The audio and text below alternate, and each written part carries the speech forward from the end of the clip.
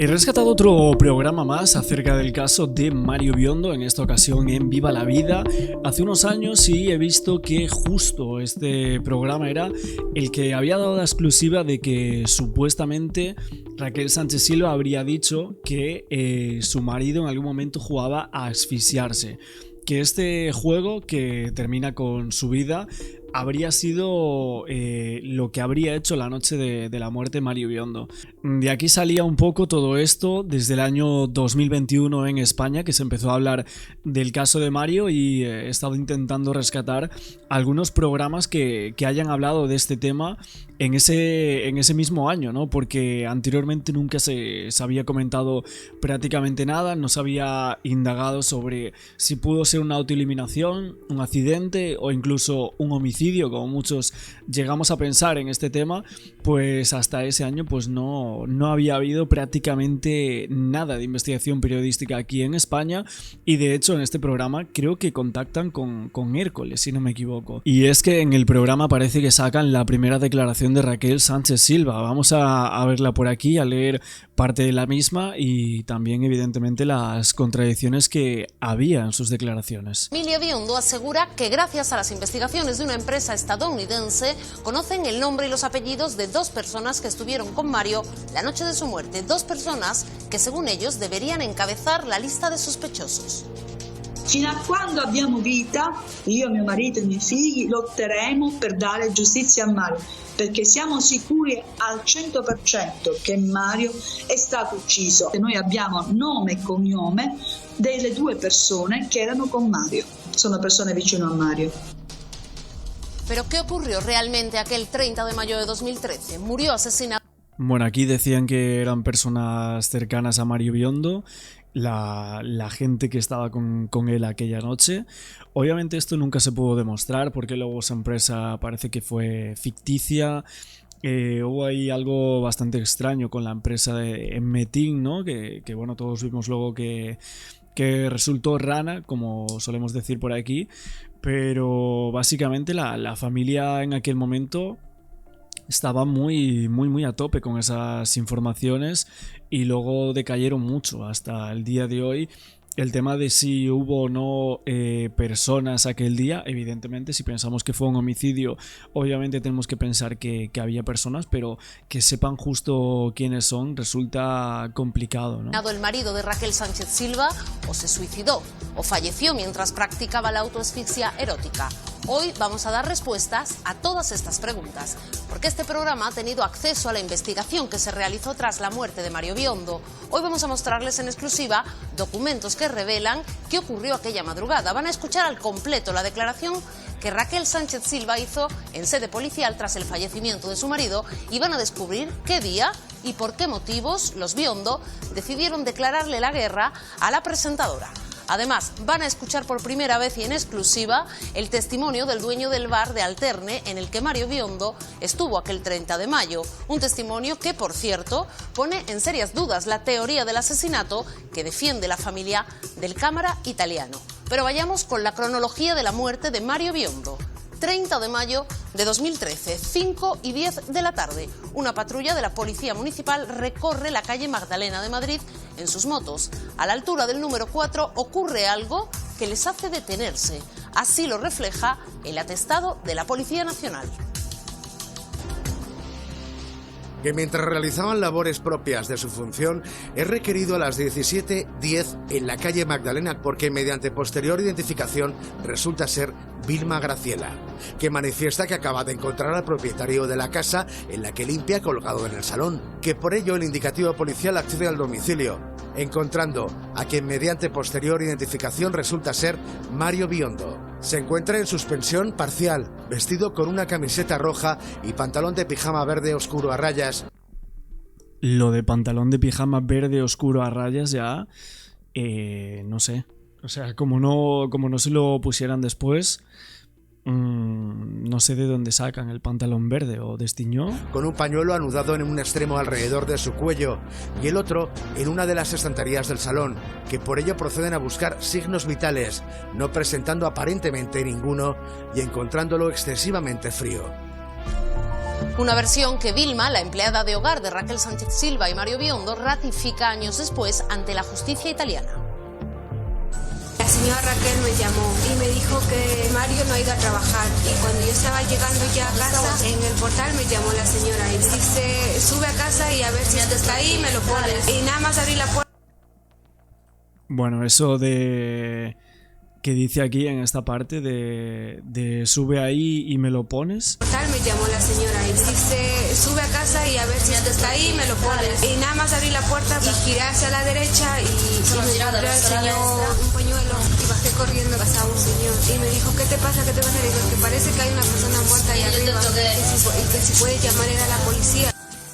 Cuando Vilma descubre el cuerpo de Mario, ya sin vida, tiene al otro lado del teléfono a Raquel Sánchez Silva. La presentadora se encuentra en ese momento en Plasencia. Aún en estado de shock, le pide a un familiar que la lleve en coche.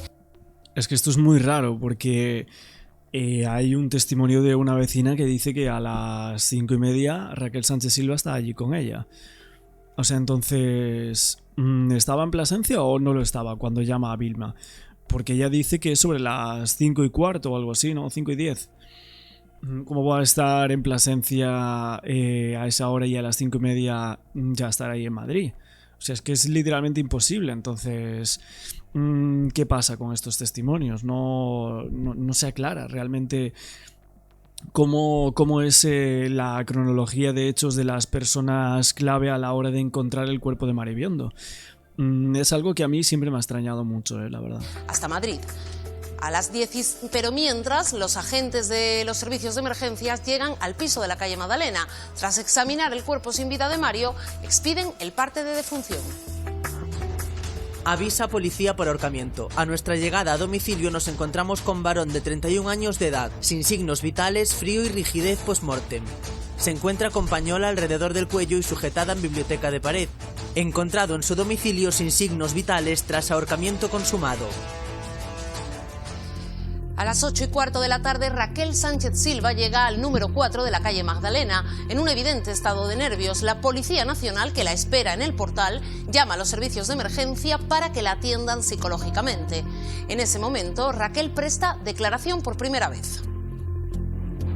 Que a las 20:15 se presenta Raquel Sánchez Silva, esposa de Mario, en evidente estado de ansiedad, que manifiesta a los agentes actuantes que la tarde de ayer había mantenido una pequeña discusión con su marido y que alrededor de la 1:10 de la madrugada se despidieron cariñosamente por el medio de mensajería instantánea WhatsApp, que la discusión se había debido al intento de la pareja por tener hijos, que Mario en alguna ocasión había expresado su preocupación por la posibilidad de haber contraído una enfermedad sin determinar cuál, que tenía un carácter cambiante debido a los problemas que tuvo con las drogas con anterioridad, que a veces estaba bastante deprimido, que en una ocasión le había confesado que había pensado en suicidarse. Bueno, aquí está todo lo que dice Raquel Sánchez Silva, que tenía problemas con sustancias anteriormente, que estuvo bastante deprimido. Lo que vemos que no hay es ningún parte médico de Mario Biondo que tenga nada de esto. O sea, ninguna enfermedad, no sé, podría ser depresión o algo así, pero realmente no hay nada, ¿no? Y dice que estaban ilusionados con los proyectos de futuro en común que tenían. Sí, pero que estaban bastante ilusionados por los proyectos de futuro en común que tenían, que los problemas de droga que había tenido su marido estaban solucionados.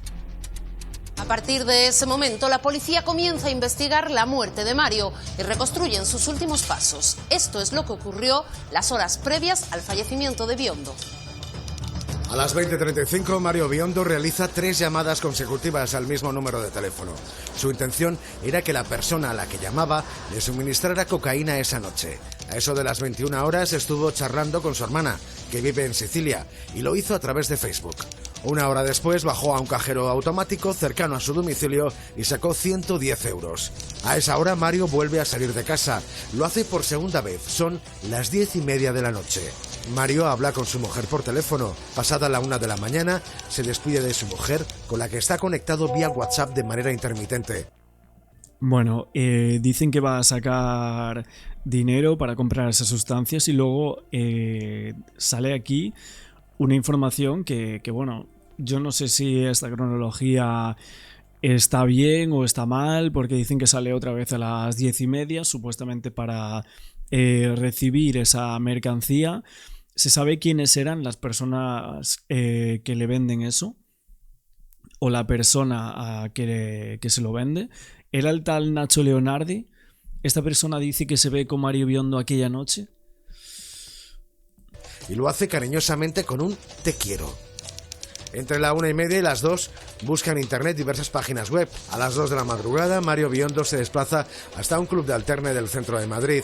Paga con una tarjeta de crédito 3 copas, la última a las 2:53 de la noche. Tras abandonar el club, regresa de nuevo a casa. 5:59 horas. Mario se conecta por última vez al WhatsApp. No mantuvo conversación alguna, solo lo consultó. La policía establece las 6... Bueno, todo intentan cuadrarlo aquí.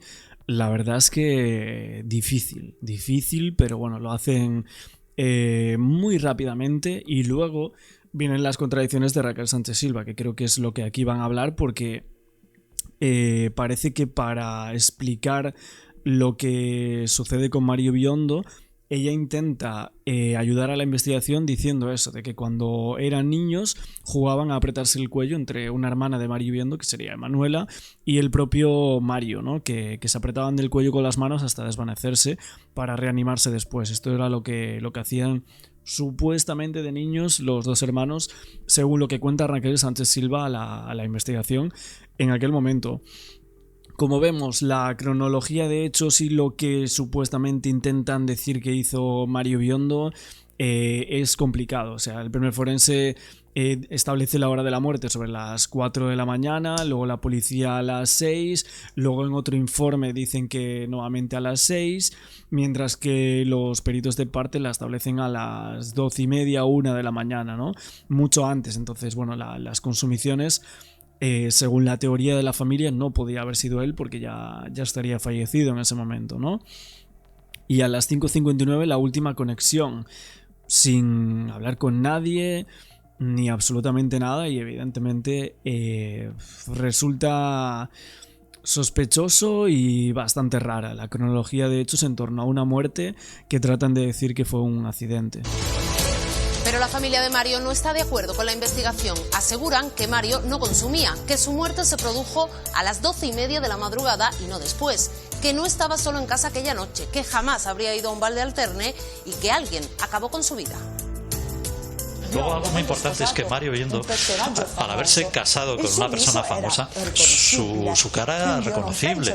Yo no creo que mi hijo fuera tan idiota de hacer algo parecido y que se le reconociera en un local así. Pero este programa ha conseguido hablar en exclusiva con el dueño del bar de alterne que, según la policía, visitó Mario aquella noche. Recuerda perfectamente lo que ocurrió aquel 30 de mayo. Escuchen. Ese chico iba al Yugoslava. Entonces nosotros teníamos todos publicistas, chicos repartiendo propaganda, ¿sí?, y tratando de traer clienteles a los negocios. A cada poco iba al servicio. Cuando estamos en la noche sabemos que una persona que va a cada ratito al servicio te da mala espina. Yo me di cuenta de que este se entra al servicio a ponerse. Pero vamos, de ahí salió bien. ¿No sí, estaba agresivo? No. Sería correcto. Y él salió 2:30, 3 menos cuarto, más o menos, se fue de ahí. Bueno, nosotros cerrábamos a las 3. Una hora pudo estar ahí. Y yo le escuché ahí hablar de una moto que tenía averiada, que no sé qué. Hablaba con una chica. 6 días después. Bueno, ahora aquí en el año 2021 salía esta persona dando este testimonio cuando ya habían pasado prácticamente 10 años de la muerte de Mario Biondo y nunca jamás había hablado para ningún medio de comunicación y para ni siquiera la familia, evidentemente, ni a los periodistas ni italianos ni nada, habían dado un testimonio del dueño en aquel momento. De hecho, lo que se decía es que supuestamente no era un dueño sino una dueña, la persona de ese puticlub. Y bueno, aquí habla de una moto vendida. Es como que parece como si haya...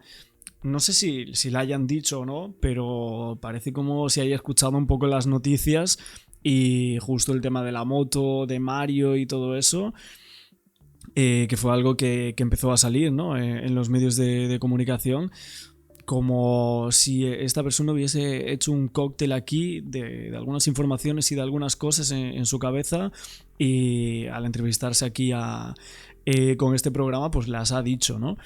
Yo personalmente no creo que Mario Biondo pisase ese club de Alterne ese día. No sé si fue otro día, pero el 30 de mayo, sinceramente creo que él no fue ahí. Desde la muerte de Mario, Raquel Sánchez Silva se presenta en la comisaría y declara voluntariamente para colaborar y esclarecer las causas de la muerte de su marido. Que cuando conoció a Mario, él era consumidor habitual de cocaína. Que sin embargo, dado que tenían intención de tener hijos desde enero del presente año, Mario se planteó no consumir de forma habitual. Que aún así, sabe que la última vez que Mario consumió cocaína fue hace 3 semanas, aunque ella creía que eso fue un hecho puntual. Que quiere manifestar que la vida con Mario era maravillosa y con muchos proyectos en común. Que por eso, aunque no puede asegurarlo, siente que la muerte de su marido se pudo deber a un accidente y que no fue intencionada. Que su marido era una persona muy vital, que no conocía el riesgo y que normalmente vivía al límite. Que Mario nunca hizo comentario alguno sobre la posibilidad... ¿Cómo? A ver, aquí dice, Mario no hizo ningún comentario sobre la posibilidad de... Y en la otra declaración, Raquel Sánchez Silva dice que sí. O sea, la primera vez que habla con la policía, en ese estado de shock, etcétera, dice que sí, que en algún momento Mario le dijo algún comentario sobre autoeliminarse. Muy raro, la verdad. Contradicción muy extraña, porque creo que es un punto muy importante, porque aquí vemos que está hablando de la teoría del accidente, lo de jugar con su hermana y todo eso, y entonces para que le quepa todo en esa posibilidad, pues sacamos lo que habíamos dicho antes, ¿no? De suicidarse. Que su marido sufría desmayos habitualmente, sin que supiera a qué se debía. Que de hecho le parece muy raro la forma en la que se produjo la muerte de Mario, pues cerca del cuerpo había una banqueta que no había utilizado para suspenderse y facilitar así la muerte. Que hasta el día de ayer no había entrado en su domicilio, aunque sabía por unos amigos a los que pidió que fuera a buscarle ropa. A ver, en esta parte que dice aquí. De ayer no había una banqueta. Le parece muy rara la forma en la que se produjo la muerte de Mario. Esto dice Raquel Sánchez Silva posteriormente, ¿no? Dice que la cronología de los hechos es la que sigue. El pasado jueves, cuando la declarante se encontraba en Plasencia, recibe una llamada procedente del trabajo de Mario, por la que le comunican que este no se había personado en el lugar de trabajo. Y que al ver que Mario no contestaba al teléfono, llamó a Graciela, la chica que trabaja en su casa como señora de limpieza, y le pidió que se acercara al domicilio para ver si ocurría algo. Pero esto de... ¿había una banqueta que no había utilizado para suspenderse y facilitar así la muerte? No entiendo muy bien a qué se refiere aquí con la banqueta, o si realmente cuándo vio ella esta banqueta. Que no había utilizado para suspenderse y facilitar así la muerte. Que hasta el día de ayer no había entrado en su domicilio, aunque sabía por unos amigos a los que pidió que fuera a buscarle ropa, que había muchas latas de cerveza así Esto no sé si fue Nacho Abad, porque yo recuerdo que había dicho algo así, ¿no? Lo de muchísimas latas de cerveza, el tema de los ceniceros y todo eso, aunque esto parece que es mentira, ¿no? O sea, lo de los ceniceros llenos de cigarrillos aquí... O le han mentido o ella ha visto algo que no es, porque no sé si tenemos la foto aquí de... La voy a buscar. La enseñé alguna vez, ¿no? En alguna ocasión la enseñamos el tema de la foto, pero básicamente en esa fotografía se ve que el cenicero está completamente limpio. El cenicero está completamente limpio. Y esto es algo muy raro. A Raquel Sánchez Silva se lo parecería también, ¿no? Porque era un fumador bastante... Vamos, que fumaba mucho Mario Biondo. Mira, aquí tengo la foto. La enseñamos el otro día, de hecho. Aquí está. A ver, voy a ponerla un poquito más pequeña. Bueno, aquí vemos, creo que esto es del... No sé si del día de la boda o algo así. Un vídeo que sacaron la familia, y luego vemos ahí el cenicero de Mario Biondo, que literalmente no es que no tiene ni una colilla, o sea, no tiene nada de lo que está diciendo aquí Sánchez Silva. ¿Ceniceros llenos de cigarrillos? Parece que no. Ceniceros llenos de cigarrillos consumidos. Pero si esto les llama la atención, seguro que les va a sorprender esta frase que hemos extraído de la declaración de Raquel ante la Policía Nacional. Es esta que están viendo. Dice así, que cuando comunicó las circunstancias de la muerte de Mario a su familia, una hermana de este dijo que cuando eran pequeños, Mario y ella jugaban... Ah, que una hermana de este. O sea, que Raquel cuenta que se lo dijo la hermana. Aquí veis de dónde sale todo esto. Porque la gente decía, no, pero es que Raquel no ha dicho nada de esto. Se lo está inventando la familia y tal. Aquí lo vemos. Documento oficial, declaraciones de Raquel Sánchez Silva ante la policía. Y vemos que sí, que aquí sale, ¿no? Van a apretarse el cuello con las manos hasta desvanecerse para reanimarse después. Este programa ha hablado en exclusiva con Emmanuela, la hermana de Mario Biondo. Escuchen su reacción cuando le preguntamos si jugaba con Mario a asfixiarse cuando eran pequeños. Raquel ha declarado que de niños jugábamos a estrangularnos, juego que nosotros no conocemos en absoluto.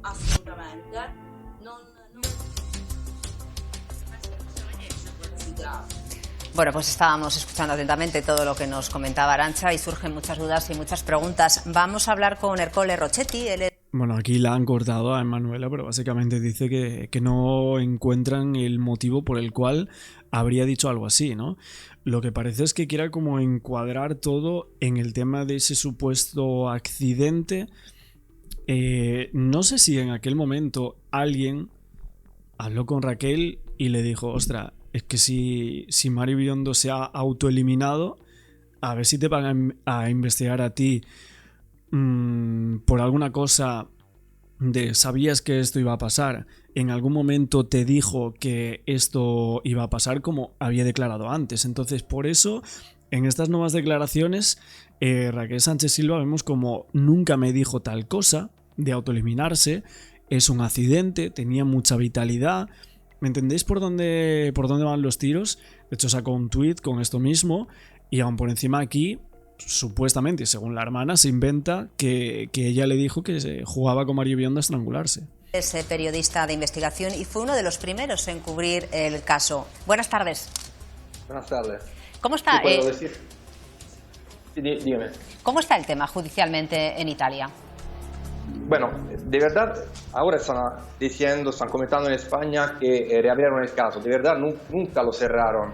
El caso siempre ha sido abierto, creo, después de 2 meses. Empezamos, yo fui el primer periodista por el programa Chi l'ha visto que se ocupó del tema. Al principio nadie en Italia lo estaba tratando. Y después de un mes, cuando yo y mi programa empezamos a mostrar todas las contradicciones, todos los errores que habían en la investigación inicial, la Fiscalía de Palermo abrió el caso por homicidio contra ignotos. El pecado original de todo el caso de Mario Biondo es que en España, desde el principio, cuando el juez de Plaza Castilla, me parece el número 15, dio el encargo al forense de ir en la calle Magdalena, donde vivían Raquel y Mario, la pregunta no era tanto vamos a averiguar qué pasó, si fue un homicidio, si fue un suicidio, era más confirmamos que era un suicidio. Y esto afectó todo lo que ha pasado después. Claro. O sea, el forense declaró de haber hecho una autopsia, pero de verdad, yo que estoy involucrado en prensa roja desde muchísimos años y muchísimas autopsias, no soy un forense, pero veo cómo las hacen. Y esa no era de verdad una autopsia, porque de verdad no abrió el estómago, no abrió el cráneo. El estómago era importante para averiguar la hora de la muerte, porque en esa manera se podía ver a qué hora había comido Mario, entonces se podía entender cuando de verdad había fallecido. Eso pasó de verdad durante la exhumación en el 2013, por la Fiscalía de Palermo, dio el encargo al profesor Paolo Procaccianti, que es el forense que ahora está investigado en Italia por otras razones. y él abrió el cráneo y abrió el estómago de Mario. Entonces, el problema principal es que desde el principio la habitación de Mario y de Raquel de verdad, nunca fue secuestrada. Los objetos, como estaban diciendo, cigarros, cerveza, estaba escuchando, nadie lo secuestró para verificar si alguien, si había el ADN de otra persona, porque para España era un suicidio y nada más. Eso es el problema principal. La llave de la habitación. Es que es tremendo todo, ¿eh? O sea, una muerte con la etiología que tiene la de Mario Biondo, que luego obviamente se tendría que investigar y saber qué es lo que pasó ahí, un accidente o si realmente era un juego y otras personas lo vieron morir y son tan culpables como la persona que se autoelimina, ¿no? Porque evidentemente están delante de alguien y no hacen nada. No sé si se podría culpar a alguien por esto, si es que ese fuese el caso, pero evidentemente si había alguien allí con él tendrían que haberlo averiguado, ¿no? Obviamente son testigos de esta muerte y tendrían que haber declarado, ¿no? Pero como no se tomaron muestras de absolutamente nada, como dice Hércole, la casa luego no se secuestra, o sea, por eso luego los amigos de Raquel Sánchez Silva dicen que entran, porque claro, podía entrar cualquier persona, o sea, que entró Nacho Abad, pues seguro que entró Nacho Abad, segurísimo. No sé si ese mismo día, dentro de 3 horas después de que dejaran la casa a los investigadores, seguro que entró, segurísimo. Si es que se dieron las llaves y punto, nada más. Si alguien, si había el ADN de otra persona, porque para España era un suicidio y nada más. Eso es el problema principal. La llave de la habitación la dieron a la dueña, que es Raquel, la noche cuando llegó a la casa. Entonces, no se hace así una investigación, ni siquiera si era un suicidio. En ningún lugar se va a dar la habitación, la llave de la habitación después de pocas horas que vas a encontrar el cuerpo de un cadáver adentro de una habitación, por lo menos un día. Muy interesante lo que nos está contando Hércole Rochetti. Siento que no tenemos más minutos y una pena, porque él ha estado cerca del caso. Volveremos a contactar. Bueno, no sé si hay más parte de este programa. La verdad es que lo he intentado buscar, pero solo he encontrado esto. Unos 13 minutos. Veo que estaba por ahí Navasquillo, Diego Arrabal incluso, que me llama mucho la atención. Pero no sabía nada de este programa, no sabía que había salido aquí toda esa información del tema de la estrangulación entre hermanos y tal. Algo muy llamativo. Me gustaría luego intentar a ver si puedo encontrar la parte de Navasquillo. Hoy justo había visto parte del programa de la Yene, que él dice una cosa y luego se contradice también. No sé, entre los oficialistas parece que también hay un poco de invento en torno al caso de Mario Biondo, ya que hablamos de conspiración, de que la familia son unos conspiranoicos y tal. Pero bueno, vemos que ni siquiera la propia Raquel Sánchez Silva se aclaraba en torno a cómo falleció su marido.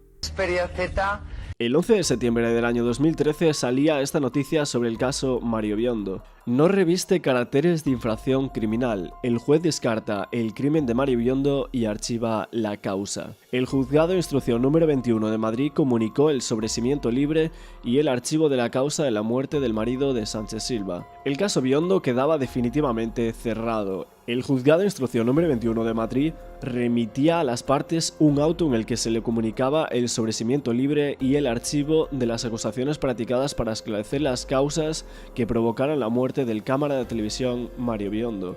En dicho auto se especificaba que el hecho denunciado no revestía caracteres de infracción criminal, por lo que no dio lugar a seguir con la investigación. Y se cerraban así más de 3 meses de conjeturas sobre la forma en la que había fallecido el marido de Raquel Sánchez Silva. cuyo cuerpo sin vida había sido encontrado en torno a las 5 horas, según la oficialidad, el pasado 30 de mayo de 2013 en el domicilio que la pareja compartía en Madrid. Ya durante ese poco tiempo se especuló con un posible crimen, tesis que siempre defendió hasta la fecha de hoy y que en la actualidad cada vez más gente defiende esa tesis. Santina de Alessandro Biondo decía una cosa: los jueces son humanos y pueden fallar, pero Dios no. Él hará que se sepa la verdad. A raíz de esta resolución, la familia Biondo redactó un extenso comunicado, en el que resumidamente decía que los investigadores españoles tenían prisa por cerrar el caso, que fue de manera intencionada y quién sabe lo que habría descubierto Mario. Todo lo que sabemos es que la asistenta lo encontró muerto en la casa y que la puerta estaba cerrada por dentro, así que el criminal tenía las llaves. Andrea Biondo, la hermana de Mario, para Netflix, dice que tenían que cerrarlo, que no querían ni investigarlo. Guillermo Gómez dice en ese momento que piensa que el caso está cerca de terminar. Pero la realidad del caso es que jamás fue así. Se toparon con una familia que jamás se dará por vencida y con la fuerza que le dan muchísima gente y canales como este. Ahora llega el momento del ordenador de Mario, el famoso tera de fotos íntimas que Sánchez Silva borró de su ordenador. La familia cree que el material que borró podría ser comprometedor para Raquel o quizás para otras personas. Que un tera no puede ser solo de fotos íntimas, que eso da para mucho. Y los fiscales posteriormente también desvelaron entonces que en el ordenador de Biondo se había encontrado una copia de seguridad del móvil de Sánchez Silva, en el que había un número de un narco y estaba guardado en la agencia de contactos. Pipo Biondo cree que Mario buscaba algo de ella, que siempre ponía cosas de Raquel y buscaba diferentes cosas en internet sobre su mujer. Y ya el 4 de julio es el momento en el que los padres de Biondo van al piso en donde presuntamente quitaron de medio a su hijo. Muchos hablan en que aquí podría llegar a estar la clave de este caso. El momento en el que Pipo y Santina deciden ir al piso y Santina va hacia el sitio donde Mario tenía el ordenador y justo debajo del teclado de ese ordenador vieron un folio A4 escrito a mano y con boli. Durante la búsqueda para aclarar lo que había sucedido, Santina encontró un papel con un link escrito a boli sobre el teclado del ordenador de su hijo, y ahí reconoció la letra de Mario. Y fue cuando decidió mostrárselo a Raquel. Y según la familia, esta dijo: ¿cómo ha encontrado Mario esto? No soy una... Esta reacción les pareció un tanto extraña, pero tras el shock por lo sucedido, decidieron no ahondar en el tema. Evidentemente, en la actualidad no hubieran dado nunca ese link a Raquel Sánchez Silva y se lo hubieran quedado. Que usted encontró como una nota con una dirección electrónica en el piso de Mario, viendo un poco en el momento donde pasó todo esto. Y que Raquel Sánchez Silva se enteró y se puso muy nerviosa de esto. ¿De qué cree que se trataba esta nota? Noi siamo stati a casa di Mario. Mario era già a Tres Cantos, nella camera ardente, e io ho voluto vedere la casa dove aveva vissuto Mario. Ellos han estado, ella quería ver la casa donde Mario había vivido. Y Mario ya estaba en la capilla ardiente. Sì. E ho detto a Raquel di vedere la casa dove aveva abitato Mario. Ella le ha dicho a Raquel que quería ver la casa donde vivían. Lei non voleva, diceva no, lascia stare, ti può impressionare. A ella decía no, deja que te va a impresionar, mejor no. Ma io le ho risposto: dopo che ho visto mio figlio morto, non c'è più niente che mi può impresionare. Claro, ella ha dicho, después de haber visto a mi hijo muerto, ya no hay nada que me pueda impresionar. Nada che le impressione, no? Sono stata in quella casa, è venuta pure Raquel con sua madre e la badante della madre.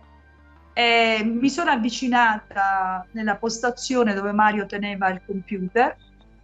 E spostando la tastiera ho visto un foglio e la scrittura di Mario e c'era sopra scritto un indirizzo, un link, un elance lunghissimo.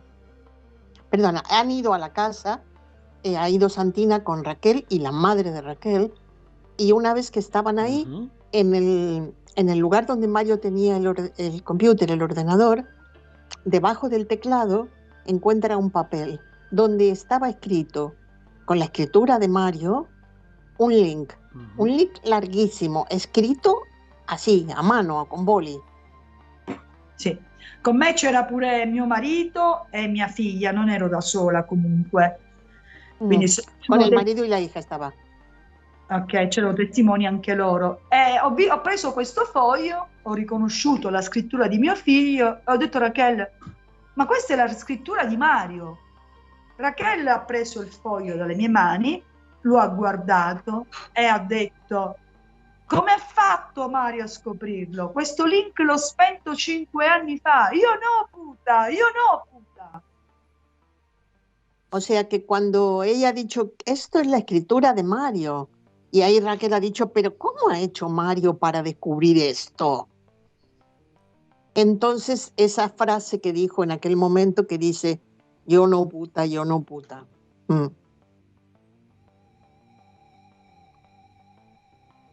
Y realmente, ¿por qué? O sea, ¿por qué decía esto? Lo de que ella no era una prostituta. Non ho capito che ha detto Maria. Ha detto che perché tu pensi perché Raquel diceva questo, io no puta, perché lei ha detto questo quando ha visto? Io non lo so perché, però se vedi un link che hai spento 5 anni fa, c'è qualcosa di losco in questo link, c'è qualcosa di strano. E poi dici o no puta, dobbiamo chiedere a Raquel perché ha avuto quella reazione. Ella no sabe por qué Raquel dijo eso, pero que si a Raquel le produjo esa reacción, evidentemente algo de extraño había en esto, pero no... Lei ha detto che lo ha spento 5 anni fa. Questo link, la pagina questa? Sì, Raquel ha detto come ha fatto a scoprirlo, io l'ho spento 5 anni fa. Porque dice que cómo ha hecho a descubrirlo si esto ella lo había cerrado 5 años antes. Como Mario ahora venía a descubrirlo. Io sono convinta che questo link a Mario qualcuno gliel'avrà dettato al telefono, perché i link non si scrivono a penna, i link si passano o attraverso WhatsApp o attraverso Messenger. Stranamente questo link era scritto a penna, come se qualcuno glielo avesse dettato al teléfono. Sí, esto es bastante curioso, porque como dice Santina, normalmente un link se pasa por un mensaje, por un WhatsApp, al pero teléfono, no se dicta porque estaba escrito con un boli sobre un papel y era bastante largo. Entonces ella piensa que alguien se lo ha dictado por teléfono, porque es la única opción para que alguien escriba un link así en un papel. La familia está convencida de que Mario consultó contenidos no por esa noche buscando algo sobre ella. Sánchez Silva les quitó el folio y nunca más se supo de eso. En la actualidad aún se siguen preguntando qué escondía ese link a la familia Biondo. Y ahora llega el momento de Navasquillo. En esta nueva fase del caso, además se puso el foco de atención en Eduardo Navasquillo, el criminólogo y detective privado que sus padres contrataron en ese momento. Este detective privado ya fue entrevistado por primera vez por Cristiano Pasca. Y al final de una entrevista, cuando ya se habían apagado las cámaras del programa de la IN, dice algo así como que tiene mucha otra información que no les va a decir a ese programa, porque el juicio no estaba completamente cerrado en Italia, que guardaba esa evidencia no para él, sino para otras personas que podrían ser acusadas por el fallecimiento de Mario Biondo. Y posteriormente, después de haber visto eso, el periodista Cristiano Pasca regresa a los padres de Mario para aclarar las sombras que se proyectan sobre la familia Biondo en cuanto a este criminólogo. Santina decía que eso era muy grave, que él estaba protegiendo a quien había acabado con su hijo. Este señor también afirmó que los exámenes posteriores del cabello de Mario que dieron negativo en consumo de sustancias que no eran fiables y que la familia Biondo tenía otro material que no quería sacar. En este episodio también aparece un amigo de Mario llamado Angelo Farina. Hay una cosa extraña en las declaraciones de esta persona que parece que están como cortadas y puestas de cierta forma que dan a entender otra cosa que no es. Cuando en realidad Angelo Farina ya habló sobre el tema de Mario Biondo y sobre Honduras hace por lo menos 8 o 9 años, diciendo que Mario no era consumidor y que negaba todo el tema de que en Honduras consumiera. Si es que en los medios ya había salido que la propia presentadora española había dicho a la policía que Biondo consumía de manera habitual, pero que eso lo negaba Angelo Farina, así como los análisis de su autopsia. En cuanto al alcohol en su sangre, apuntaba el dato oficial a 0,56 gramos por litro, lo que equivalía a menos de 2 cervezas o una taza de vino, y la familia está segura de que el cámara siciliano no era consumidor habitual. Los padres decían que hasta entonces Mario odiaba esas sustancias y que no pondría en peligro su trabajo por eso. Cualquiera que lo conociese os lo puede decir, afirmaban los padres de Mario. Y fue ahí cuando preguntaron a ese amigo de Mario Biondo, Angelo Farina, y él mismo desmintió esas cosas hace ya 8 o 9 años. En toda esta parte de los padres hablando sobre el tema de las sustancias y también Navasquillo afirmando que era consumidor habitual. Pero en esta parte hay algo que no ponen en la miniserie de Netflix, y es la declaración de Sánchez Silva. Y es que en los medios el caso Biondo no dejaba de producir escalofríos a medida que las informaciones se sucedían. 6 años después de la muerte de Mario Biondo y las extrañas circunstancias en las que su cuerpo fue hallado, el caso seguía suscitando controversia. Y las declaraciones de su viuda, la presentadora Raquel Sánchez Silva, que incurrió en algunas de suma gravedad según varios medios, declaraciones que fueron expuestas por los fiscales italianos Calogero Ferrara y Claudio Camilleri, que viajaron a Madrid por 2 veces en junio de 2014 y en enero del año 2016. En una de sus declaraciones filtradas ante la Fiscalía de Palermo, Sánchez Silva afirma que Mario no consumía Coca-Cola, aunque aseguró todo lo contrario ante la Policía Nacional. Siguiendo con otra de las personas que tuvo extrañas contradicciones fue la empleada doméstica. Evidentemente esto no sale en Netflix. Y es que la empleada doméstica se contradice en el modo en que avisó a la policía y duda de la hora en la que llamó a Raquel para que fuese a interesarse sobre el estado de Mario.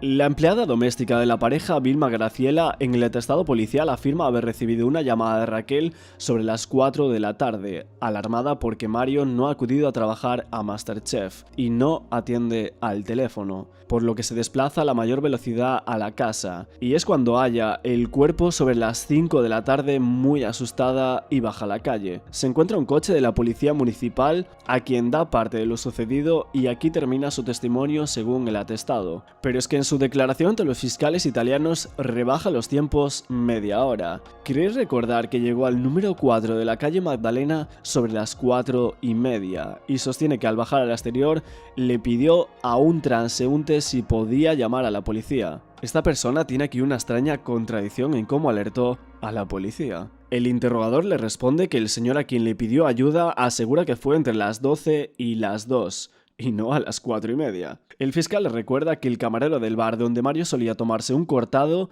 también afirma que había agentes de policía sobre la misma hora, hacia el mediodía. Y es así que la empleada se pone muy nerviosa y dice no estar segura de la hora y que quizá Raquel la llamó a las 3 menos cuarto. Además que hay una vecina que asegura que entró en el edificio entre las 5 y las 5:30 y que Raquel lo hizo 5 minutos después que ella. Pero es que si bien la presentadora después declara ante los fiscales italianos y la Policía Nacional que no llegó a Madrid hasta las 8 de la tarde. Pero ¿a qué hora llegó Raquel? Según el testimonio de esa vecina, 5 minutos después de ella. ¿Es posible que fuesen las 8? Sánchez Silva aseguró en sus declaraciones tanto a la policía española como a la Fiscalía de Palermo que estaba en Plasencia visitando a unos familiares, que llamó a la empleada doméstica hacia las 4 y que no regresó a Madrid hasta las 8. La presentadora dijo también a la policía que abandonó el edificio hacia las 10 de la noche. Pero sin embargo, si vemos las fotografías de agencias de prensa que le sitúan saliendo por el portal La Batida, es a las 8:36. Desde luego que no hay más que ver las fotografías y la luz del día hace pensar en que no podían ser las 10 de la noche. Como bien decíamos, ante la Policía Nacional afirmó que Mario era consumidor de Coca-Cola, extremo que negó ante los fiscales italianos. Ante tal afirmación, el fiscal italiano le recuerda que dijo algo muy distinto ante la policía española. El fiscal decía lo siguiente: manifiesta que cuando conoció a Mario, él era consumidor habitual de Coca-Cola, sin embargo, dado que tenían intención de tener hijos desde enero del presente año, Mario se planteó no consumir de forma habitual, que aún así se sabe que la última vez que Mario consumió Coca-Cola fue hace 3 meses, aunque ella creía que eso fue un hecho puntual. Raquel respondía que no se acordaba, que contestó a los agentes y no se acordaba, y era entonces cuando el fiscal la acorrala con los datos de su propio móvil, copiado por Mario en el ordenador de su casa.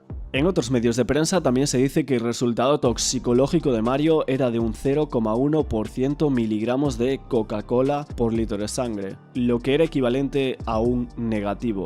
Como ya comentaba en el otro vídeo, era una cantidad tan insignificante que si entrabas en un bar de copas y había partículas en suspensión en el ambiente y ahí te realizan una analítica exhaustiva, podrías dar esa cantidad, incluso por un consumo accidental, como tocar una superficie sobre la que alguien haya consumido y te lleves las manos a la boca sin querer. Lo peor es que unos meses más tarde al cuerpo de Mario se le practica el análisis del cabello, que evidentemente tendría que haber dado positivo, y un histórico durante cuánto tiempo has consumido esa sustancia. Y como sabréis, resultó negativo. La familia y varios detectives creen que todo estaba preparado, que alguien cogió su tarjeta y se fue al club de alterne, y que eso se hizo para desviar totalmente la atención. Como bien decíamos en nuestra predicción, 10 años después de la muerte de Mario Biondo, iban a aparecer ahora casualmente 2 trabajadores del Club Baronet que iban a decir que Mario Biondo estuvo allí esa noche.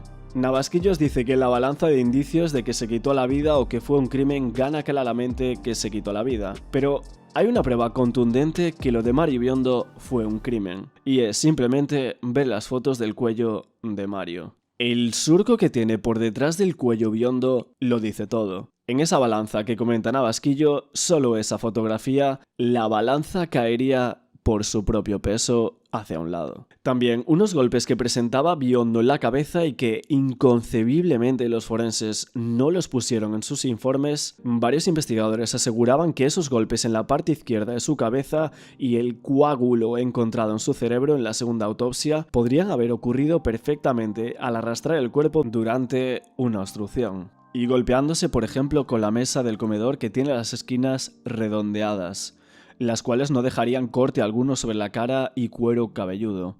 La versión oficial del caso estableció que Mario Biondo se había quitado la vida, una conclusión que ha sido objeto de críticas y especulaciones a lo largo de estos años. En el día de ayer, Óscar Tarruella reavivaba la polémica con su publicación en Twitter. Una publicación de la parte posterior del cuello de Mario Biondo que lo dice todo, afirmando que la imagen del cuello de Biondo solo puede ser compatible con una obturación completa mediante la técnica de lazo, sugiriendo así que se trató de un homicidio. También Óscar Tarruella dice que tanto el primer forense como el segundo fueron sentados en el banquillo y que se libraron de la condena porque la familia no contó con una buena dirección letrada. Y que respecto a la tercera valoración, que no autopsia, se incluyó de forma ilegítima el informe de Eduardo Navasquillo, que fue cuestionada mediante la doctrina del fruto del árbol envenenado, y que no se podía opinar de una muerte judicial sin tener acceso a la totalidad de una causa. Pero en el otro lado de la balanza, ¿qué está? ¿La oficialidad? La gente está cansada de lo oficial, que no se pueda poner en duda nada, que se tenga miedo a decir lo que realmente piensas de un caso, como si todos los casos resueltos en este país estuvieran perfectos, como si la justicia no fallara, y es que no es una conspiración, es la realidad. Los profesionales fallan, pero las familias no pueden fallar nunca, y por eso se hace una docuserie tachándolos de locos y conspiranoicos a los Biondo.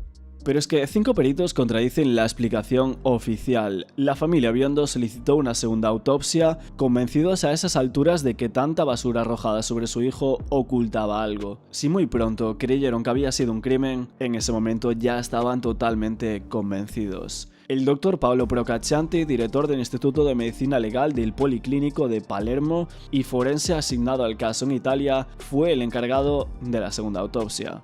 Pero desafortunadamente para la familia no halló evidencias de la intervención de terceros en la muerte de Mario. Y así lo firmó en un documento oficial. Pero no es menos cierto que el cráneo de Mario y su estómago fueron abiertos por primera vez. O sea, ¿por qué no lo hizo el forense español? Algo no encajaba. Por lo tanto, los Biondo encargaron a otros expertos informes periciales y presionaron a la Procura de Palermo para que se recabaran nuevas testificales. Y fue ahí cuando los fiscales Calogero Ferrara y Claudio Camilleri viajaron hasta en 2 ocasiones a Madrid para tomar declaración a distintas personas. Los peritos Giuseppe Lubara, doctor especialista en medicina legal y de seguros de la Fiscalía de Ragusa, y también Livio Milone, profesor de medicina legal en la Universidad de Palermo, coincidieron en que la instrucción española fue torpe y negligente y que la segunda autopsia arrojaba indicios suficientes para creer que lo de Mario había sido un crimen. Aparte de los aportes de Corrado Cugno, especialista en radiodiagnóstico de los tribunales de Palermo, y de Maurizio Cusimano, perito experto en balística e informática adscrito a los tribunales de Livorno, Foggia y Brescia, ellos refrendaban esa tesis e incluso demostraban que la estantería no podría haber sustentado físicamente a Mario durante su agonía. Que evidentemente en esta miniserie de Netflix no sale ninguno de estos informes de estas personas, ni siquiera dejan detallar absolutamente nada sobre la tesis homicida. Es increíble como en toda esta parte que ponen a Navasquillo aparece la familia Biondo solo haciendo caras en varias ocasiones como si fuera un retratado. Deja claro el nivel de esta docuserie y lo que pretendía hacer en todo momento. En una parte, Eduardo Navasquillo pretende decir que la familia de Mario Biondo sigue con la idea de que fue un crimen para cobrar un seguro de vida por la muerte de Mario. La verdad es que es totalmente ridículo a dónde llega esta miniserie y las informaciones que da esta persona justo en estas partes. Nos vamos ahora al 11 de diciembre. La Fiscalía italiana encuentra indicios de homicidio en la muerte del marido de Raquel Sánchez Silva. El cuerpo del cámara italiano sería exhumado el próximo lunes para practicarle una segunda autopsia. 4 meses después del fallecimiento del marido de Raquel Sánchez Silva, parecía que la Fiscalía de Palermo había encontrado indicios suficientes de homicidio como para utilizar una segunda autopsia de su cuerpo. Guillermo Gómez sale a decir en Netflix que Raquel no quiere que se haga la exhumación del cuerpo de Mario, que no se entiende que se haga eso, y dice también que nadie lo entiende.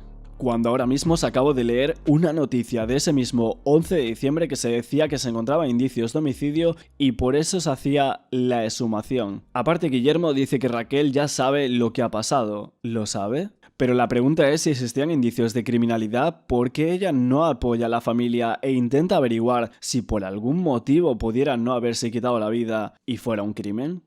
Lo único que puedo decir a Raquel, a la viuda, es que su convicción que fue un accidente, ni siquiera un suicidio, no ayudó para reabrir el caso. Y eso lo digo porque me parece que hizo una oposición que se reabriese a la reapertura del tema en España.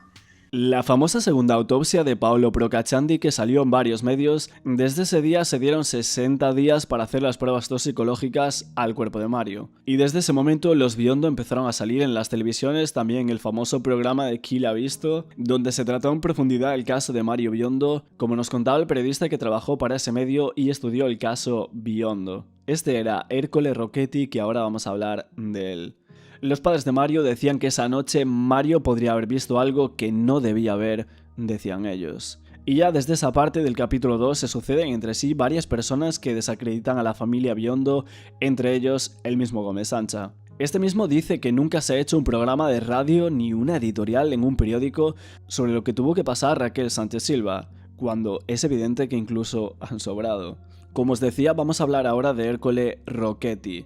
Este fue uno de los primeros periodistas en tratar el caso de Mario Biondo en Italia. Es brutal como solo llaman a este periodista, que en realidad tiene muchísimas cosas que contar sobre el caso de Mario, y que por aquí por nuestro canal iremos poniendo varias veces su intervención en nuestro canal. A esta miniserie lo ponen como la parte principal de Chi l'ha visto en Italia, y hacen ver como que lo único que les interesaba a ese programa y a él mismo era seguir con la teoría del crimen porque vendía, pero no pone ninguna de las investigaciones expuestas por el programa, por Ercole, ni nada. Una miniserie carente de nuevo contenido que solo sacan programas anteriores. El mismo Sancha, manager, dijo que dio solo a 5 medios varias exclusivas y que tuvieron una reunión con Sánchez Silva para explicar ciertas informaciones. Y posteriormente dice que Ercole está mintiendo y que nunca habló con Sánchez Silva. Cuando justamente hace una semana en nuestro canal, Ercole Rocchetti, el periodista italiano, decía en nuestro canal que él había hablado con Raquel Sánchez Silva y que en ella en esos momentos estuvo bastante disponible para hablar con él. Lo que parece es que solo le dijeron a Ercole de salir en esta miniserie para dejarlo fatal habiéndolo engañado y no diciéndole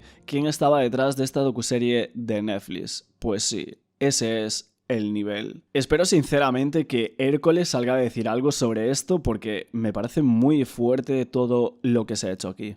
¿Qué persona entrevistaste tú anteriormente del caso que te resultó más curioso o te llamó más la atención de esa charla con esa persona? Bueno, lo que me sorprendió mucho fue cuando encontré, no era una entrevista, encontré el entorno de Raquel en el despacho de los abogados de Madrid y me sorprendió mucho que la pashmina, o sea, la que si era suicidio, la podemos considerar un arma del delito, estaba en el despacho de los abogados. La pashmina me la mostraron, me dijeron, esta es la pashmina que tenía Mario, que la cortaron con... y era la pashmina que después de unos años vi en las fotos de la policía científica española. Eso me sorprendió muchísimo, porque normalmente esas cosas son secuestradas siempre. Son reportadas, las tienen la policía científica, el forense. Es increíble que las tengan una de las partes, que bueno, era la viuda, pero que no se entiende por qué.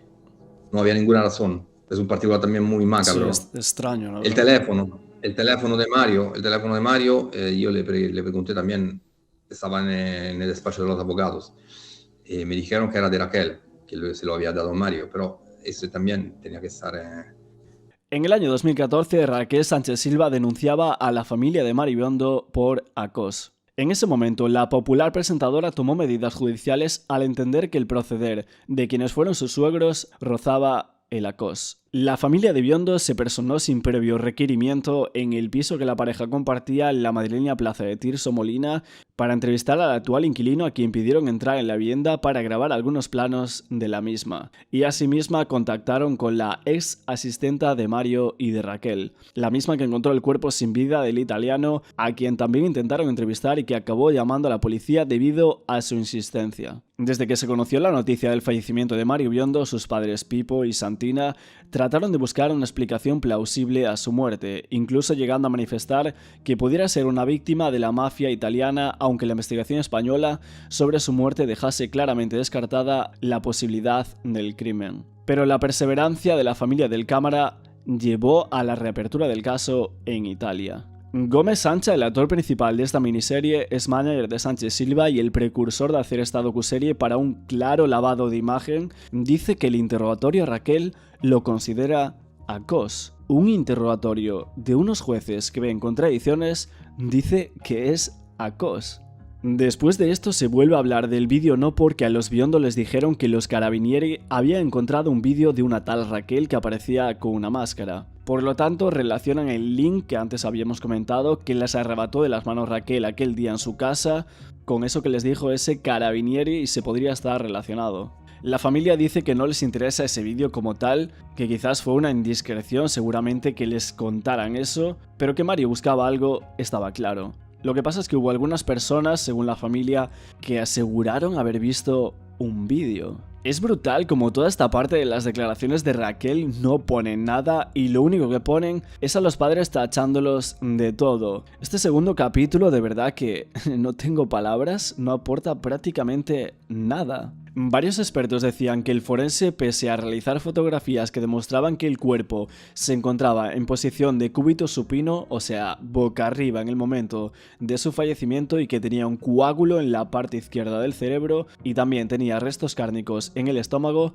esto determinaba que habían transcurrido aproximadamente 2 horas desde su última ingesta hasta su muerte, y que el cuerpo mostraba un surco en la parte posterior del cuello compatible con una obstrucción completa con un cable cubierto e incompatible con un pañuelo de tipo seda sin nudo posterior con el que fue hallado en suspensión incompleta el cuerpo. Varios expertos decían que Paolo Procaccianti prefería obviar tales indicios y así no entrar en contradicción al informe practicado por el primer forense español. Se podría deber a un compañerismo profesional. Y es que Paolo Procaccianti sí abrió el cráneo y el estómago y se limitó a certificar una muerte violenta de etiología probablemente de que se quitó la vida.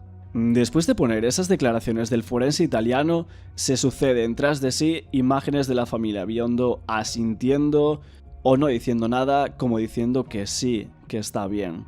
Y otra vez usan ese recurso. Una miniserie que verá millones de personas y que seguramente no verán este vídeo u otros para comprobar que lo que se hace aquí es una manipulación increíble de planos y noticias para darte una sensación o pensar claramente una única cosa. Después de todo esto, la familia Biondo buscó y contrató por su cuenta a varios peritos. En esta serie solo sale Óscar Tarruella, muy poco, y ahí llegó la denuncia a Abenza Rojo, el primer forense español en el caso. La familia dice que este señor fue el primero en mentir y que tienen las pruebas de que eso fue así. En el acta ponía que Mario Biondo había fallecido a las 4 de la mañana, pero después ponía a las 6.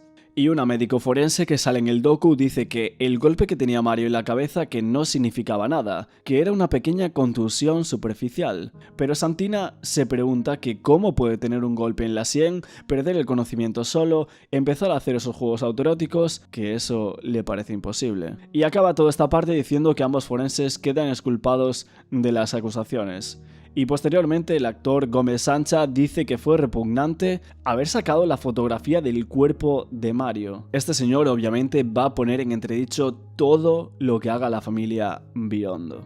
Lo que pasa es que Santina Biondo estaba dispuesta a todo y que se vio obligada a exponer la foto del cuerpo de Mario porque nada cuadraba en lo que había dicho el forense Abenza Rojo. Y eso tan solo con ver esa fotografía que publicó Santina, ya que ese forense dijo que él tenía los pies en el suelo y las piernas dobladas, aparte de un nudo detrás del cuello que cuando vemos la foto del cuello, la marca no es de ningún nudo. Además, claramente, Santina dice que publicó la foto para decir, pero vamos a ver qué ha declarado este forense. Como ya sabréis, la miniserie trata de dejar por los suelos a Santina en esta parte diciendo que cómo pudo publicar esa foto. Como de costumbre, las reacciones a esa publicación de Santina son emocionales y en su mayor parte tan solo unas pocas están hechas para reflexionar. Pero las fotos, por tan terribles que sean, a veces son necesarias para dejar bien claro que la verdad oficial no es tal cual como te la cuentan. Y como suele decirse, una imagen vale más que 1000 palabras. Una madre no hace públicas semejantes fotos de su hijo si no tiene poderosas razones. Y 5 minutos de reflexión habrían ahorrado críticas vanas. No hay ningún motivo para publicar eso, dice Sancha en Netflix, pues en el año 2016 salía esta noticia en el periódico El Correo. El detalle de una fotografía del cuerpo del marido de Raquel Sánchez Silva llamó la atención de la Fiscalía italiana. Hay una frase que me ha encantado de Santina en esta miniserie y es la siguiente: hay 2 cosas que me hacen levantar por las mañanas. Una, el amor por mi hijo, y 2, el odio por quien le quitó la vida. Después sacan un titular de que se hace la 3ª autopsia al cuerpo de Mario.